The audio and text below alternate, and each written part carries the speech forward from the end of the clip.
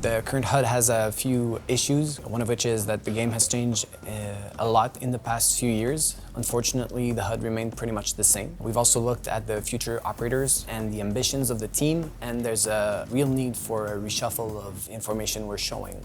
You might not know this, but Siege's UI is based on Flash. And internally, we created a new tool called Phoenix. Basically, is faster, it's easier to work with, more future-proof. It's the perfect time for a rework of the HUD.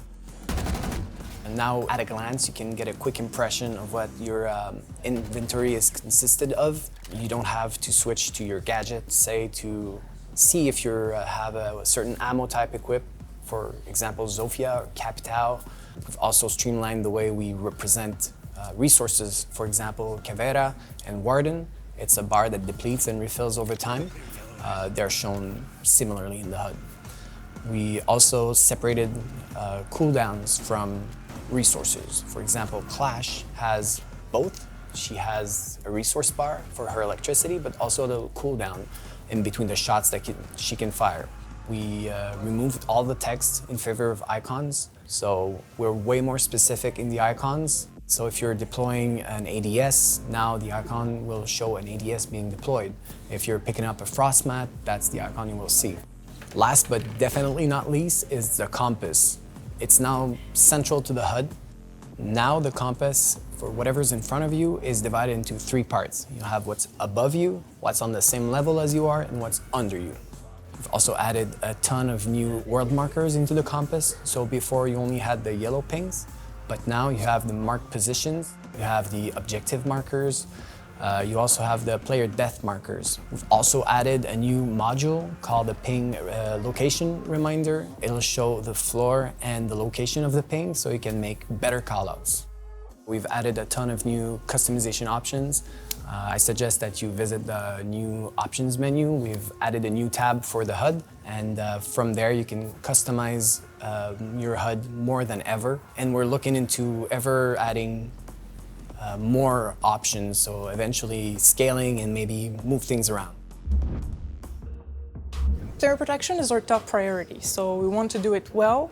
This is why we were taking our time with this feature. Our content creators are extremely important for the success of Rainbow, so we are in discussion with them to make sure that we are offering something that is tailored to their needs. However, we want to protect all players, so we will allow everyone to use an alter ego in the game that they can change in between matches so that they can have more privacy. Paired with a bunch of new settings that coming with them, we are hoping to alleviate the risk of being targeted negatively in game. At first, we will release the feature to a small pool of content creators. We will stress test the feature, make sure that there's no bugs, make sure there's no exploit, and once we're ready, we will release it to the rest of the population. We realized that there is also a broader need of security at the account level for our players. So we reached out to our colleagues in charge of account at Ubisoft, and we are in discussion with them to provide broader security settings for our players. We are extremely excited to let our players try the new privacy settings in the near future. We're moving away from the static team colors. So from now on, in the accessibility tab, you can customize them, meaning that if you want to set your allies team to be red, and if you want to set your enemies team to be orange, you can do so now.